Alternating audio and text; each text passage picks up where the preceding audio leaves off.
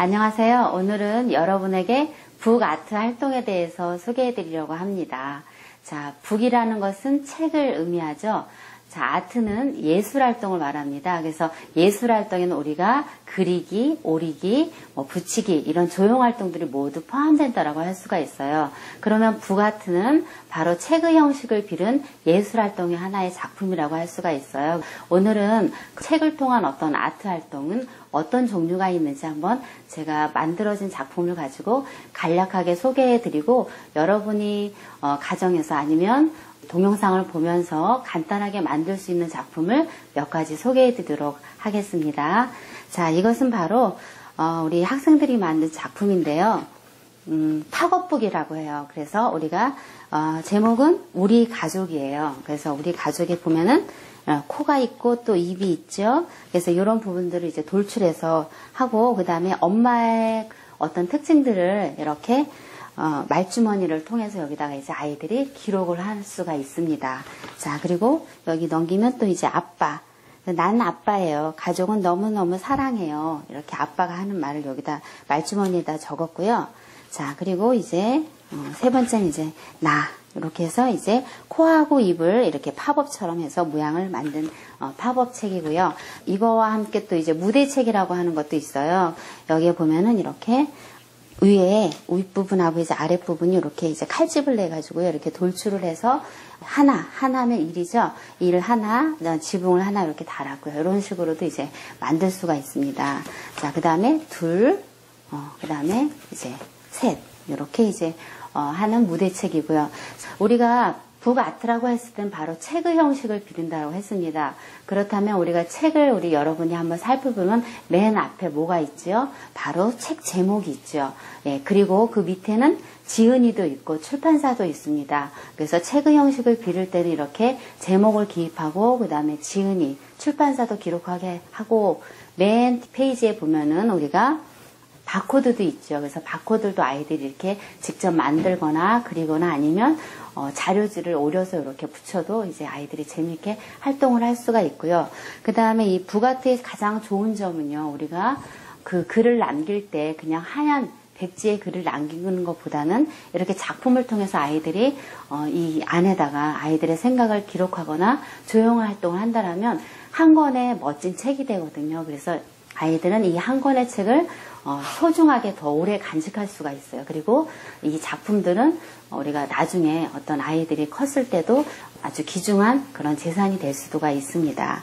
자, 그 다음은 이제 다른 책을 소개하면 이것은 무지개 책이에요. 그래서 무지개 색깔, 빨주노 초판 한번 이렇게 펼치면 표지는 작은 표지지만 이렇게 펼치게 됐을 때 무지개 색깔로 쫙 나와서 이 안에 아이들이 뭐 과일을 수록할 수도 있고 아니면 내가 좋아하는 뭐 장난감 뭐 이런 것들을 이제 작업 활동을 이제 할 수가 있죠. 자, 다음은 해전책입니다. 맨 앞에 여기서는 이제 우리 학생이 만든 건데요. 어디 가니 뽀로로라는 이제 동화 내용을 만든 거예요. 그래서 펼쳤을 때 이렇게 무대책도 되고요. 그 다음에 이것을 이렇게 돌리면 해전책도 됩니다. 그래서 그 뽀로로가 지냈던 이야기를 이렇게 한 무대, 두 무대, 세 무대, 이렇게 네 무대에서 이렇게 이제 무대책도 이제 아이들이 만들 수가 있고 여기에 보면은 여기에 이제 그 장면에 대한 내용이 이제 써져 있습니다. 그래서 우리 이제 학생들이 만든 거기 때문에 워드 작업을 했는데요. 현장에서 만약에 유아들하고 한다라면 유아들이 직접 여기다가 글을 기록하고 이제 붙이면 되겠죠. 자, 그래서 이런 해전책도 있고요. 또 다음은 자, 여러분도 한번 보시면 이건 뭐 같을까요? 예, 바로 이제 카메라 책이에요. 그래서 카메라 책을 펼치면 여기에 이제 그 아이들의 그런 사진도 여기다 이제 이렇게 사진을 붙일 수가 있고요. 그 사진에 대한 내용을 여기다가 기록으로 남길 수가 있습니다.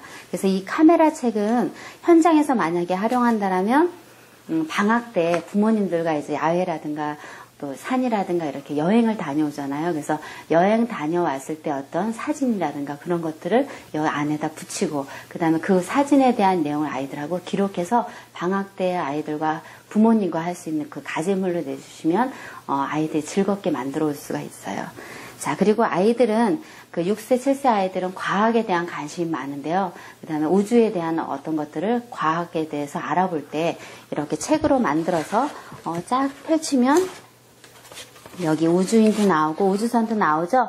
그래서 여기에는 그 행성들의 이름을 적었습니다. 여기 펼치면 토성도 있고 그 다음에 태양도 있고요. 그럼 이런 우주의 어떤 행성들에 대해서 아이들이 간략하게 조사한 것을 여기다가 이제 기록하면 되겠죠. 그런 멋진 우주책이 만들어질 수가 있겠죠.